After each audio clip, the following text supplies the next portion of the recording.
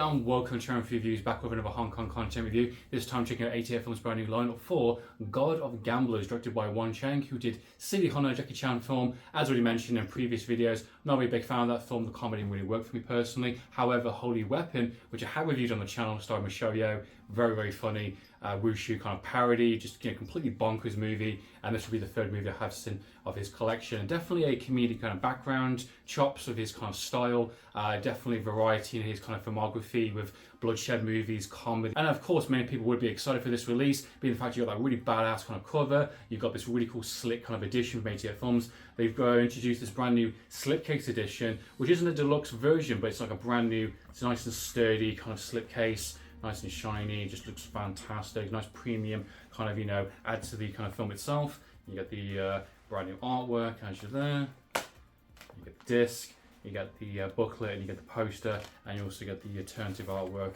as well for people that want to switch up the artwork for sure. And this is a full-blown 18. You've got Chow Yun-fat, Andy Lau from the Infernal Affairs series, Joey King. You've got a pretty impressive cast. You've got a fantastic premise. What can go wrong?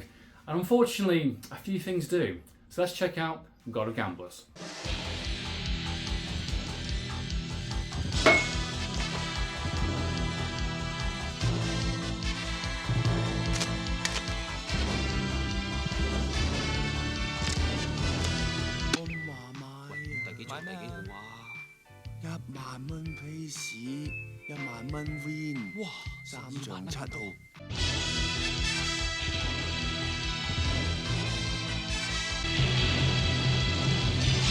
God of Gamblers was released in 1989. This is on the cusp of the kind of new kind of millennium and going into the 90s. The phase out of the kind of bloodshed movies, going to more kind of political kind of thrillers. Definitely a big boom in terms of comedies. Definitely a big inspiration with Western movies. Hong Kong were just kind of appealing to the kind of the crowd and appealing to the time, and obviously just delivering content they felt that was appropriate and obviously fit with their kind of their current themes going on. And obviously most of their movies at this point are basically straight up comedies or kind of very violent kind of 18 rated bloodshed movies, or category 3 in some cases. And this one is a mash between a straight up comedy versus a kind of John Woo slick thriller, which is quite annoying. Being the fact this is an 18 and you got this really cool badass artwork, you've got Chow Yun-fat doing his Dale Cooper kind of Twin Peaks kind of impression. The first 30 minutes of this film is fantastic. Absolutely loved it. I love the opening of the film. It's got that kind of like that really cool slick setup from a kind of traditional Hong Kong revenge movie. But instead of guns, instead of kind of, weaponry, it's just card games, gambling card games, dice, slight kind of poker and kind of different types of, illegal kind of games done in a very kind of slick, kind of cool, kind of stylized fashion, going against kind of Yakuza bosses and kind of, Japanese bad guys and high tension kind of moments. The first 30 minutes is just heavily stylized. You got the shadow works, the bad guys, the kind of the smack talk is great. Chow Yun-fat is chewing the scenery, having so much goddamn fun. I love the first half an hour of this film. This first half an hour represents what I wanted on this fucking cover. And it's interesting because I think it's appropriate the film's called God of Gamblers, because the film gambled and kind of tricked me into thinking it's a different kind of film completely, because the film drastically changes within the kind of the second act, which unfortunately the second act is very hit and miss for a lot of people, and for me personally it's more miss than hit. And I think it goes on for way too long. This is a 2-hour movie, which is unusual for a Hong Kong movie, because most Hong Kong movies I have seen are usually about the kind of the hour and kind of half marker, nice and tight, kind of restrained. 2 hours, you got a lot to say, you got a lot to do, there's a lot of movie there kind of thing. And I feel like they've kind of used too much kind of material. Maybe they filmed a bit too much. Maybe they thought the material was just so funny, or maybe they thought the fact that Rayman, what the kind of they're inspiring from, also was 2 hours. They kind of want to hit that kind of demographic. Rayman kind of meets a dragon type of movie, where Chow Yun-fat's no longer this kind of slick, kind of really cool kind of gambler that kind of has cool smack talk, has cool suits. You can just kind of outplay someone, so very suave. He gets his head hit while falling down basically with this kind of hilltop, caused by Andy Lau's character called Knife, who is a kind of a small-time kind of gambler, kind of hustler, taking in this guy that they do not know. They've caused the injury from this person, and he is basically got amnesia in a sense. He's kind of, his memory's kind of all over the place. He acts like a 6-year-old, and they call him Chocolate because he likes chocolate, and Chow Yun-fat likes this kind of really nice premium chocolate. And when he has it and when he kind of remembers it, he's very slick. He's kind of got that kind of instinct to kind of pick out the cards, and he's kind of almost supernaturalistic in a way where that aspect I think is really, really cool. The whole idea of kind of having these really kind of cool action sort of moments within card plays or dice, and the kind of the tensions rising. That aspect is really, really cool. You got like a bit of a fortune and a bit of a money-making kind of scheme with this guy. It's alright for the most part. I think some of the comedy aspects are fine. Some of it's a little bit childish and silly. Obviously, most typical kind of Hong Kong movies, as we know, going to the late 80s, go on for a bit too long, or they kind of the joke is drawn out for so long, you kind of forget what the film is. And that becomes the biggest problem for me personally, is that this aspect becomes basically the bulk of the film, and you almost forget about good nature, good intention.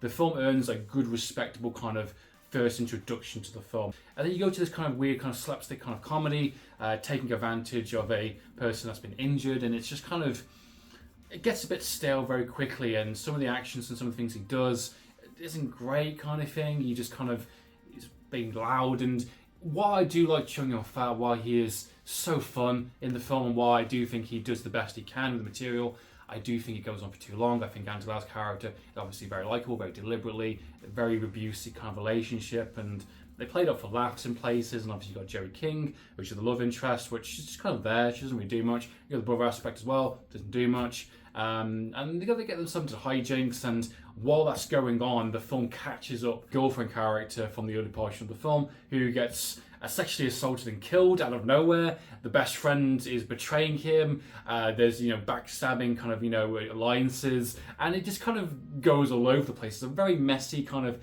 leading into the kind of the late second act into the third act, where it's just all of a sudden goes into a kind of a bloodshed, violent 18 movie, gun swibs and kind of a parking lot sequence where he kind of snaps out of it, like in like upgrade kind of thing, where he just kind of goes into full gun action. Even though his character doesn't use guns, he doesn't use necessarily violence, he doesn't know really how to do this kind of action moments. He just all of a sudden knows how to do. He's basically fucking up the Terminator and takes out loads of bad guys. And while those scenes are fun and it's great, you've had to endure most of the kind of repetitive nature of the comedy, and the film being the fact that it is a 18 certificate. Who is the film appealing to? Are you appealing to the younger demographic with the childish humour, or are you appealing to the really cool, slick kind of John Woo kind of inspired kind of thrillers, bloodshed movies that you clearly want to do? You clearly want Chow Yun-fat to whip out those 2 guns and fucking kill people, which he does in the film.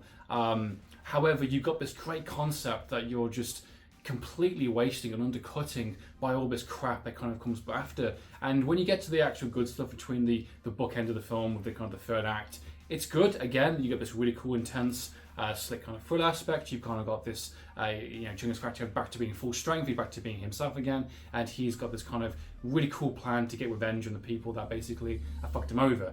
And it's fine, it's cool, it's great. The book ends of the film definitely deliver for sure, but it's that middle act that you have to endure. While I do appreciate what the film's trying to go for, and I do appreciate they are having to obey to a kind of a demographic in terms of 2 audiences that want 2 different things slamming together into one film, this is a case where it does not work. And this heavily reminds me of Better Tomorrow 2. Same problems I have that. Funny enough, with Chow Yun-fat is also in it, where they're introducing really strange comedy aspects within a really slick thriller, and it really undercuts a lot of the tension. It really cuts the good nature, the good promise the film has when you're going into the film, and it just basically makes it a bit of it's a bit of a shame. It's a bit of a chore to get through more than enjoyment. Absolutely can see why they sparked off with loads of sequels, with spin-off kind of franchises as well, with the parody movies with the Stephen Chow films as well. I can see why this was a big box office kind of draw. It hits a lot of kind of it ticks a lot of the boxes for a lot of couples and friend groups, and you've kind of got a full package a little bit for a lot of people. Unfortunately, Gods of Gamblers didn't quite work for myself personally. While I did appreciate what the film's trying to go for, while I do like the cast a lot in the film, and Chow Yun-fat is just so goddamn cool, he's just so slick, and no matter what he does, I'm always going to like him no matter what. However, the film itself, not something to revisit for me personally. Give my thoughts and opinions on Gods and Gamblers. What are your thoughts and opinions, guys? Please comment down below. What are your thoughts on the sequels, guys? I know there's quite a few, especially with the spin-offs, the spook and parody movies. Are they worth tracking down? Are they worth kind of checking out? Do they do something a bit different to the formula? So they're going to get back on track? Very curious to hear your thoughts and opinions, guys. Please comment down below. In the meantime, Amphlett Reviews, signing out.